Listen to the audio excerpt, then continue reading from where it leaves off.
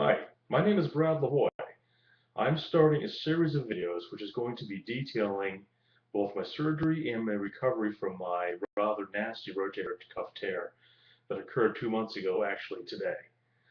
Today is October 2nd, 2012, and I'm scheduled for surgery tomorrow, so October 3rd, 2012.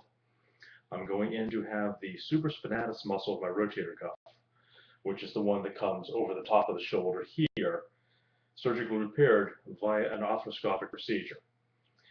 In essence, what I did was, after years of use and wear and tear, I've been an active guy, I've been weightlifting, and evidently it was the last straw, and the bone spur, which the MRI showed, had been sawing away my rotator for some years, and it ended up ripping on August 2nd while I was bench pressing. I wasn't doing anything crazy, but it was enough.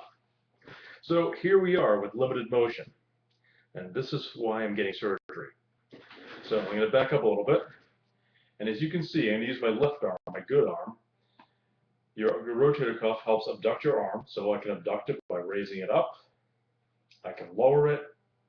I can go over to the side and do the same thing. I can raise it up, and I can lower it. No problem with the left arm. With a rotator, which is fairly intact, it clicks a little bit, but basically it's in good shape. Now, let's see what I can do with the right arm. So I'll try to raise it up. This is as far as I can go, and this is getting painful. I'll try it out to the side. Same thing. In essence, again, the muscle that comes over the top of my shoulder is severed, and the MRI shows it's actually retracted all the way back into the socket, which is about 5 centimeters away. It's a pretty nasty tear.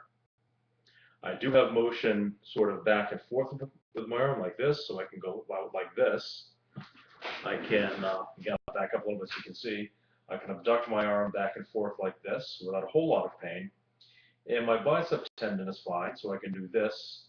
I can even do light curls, but nothing too heavy right now.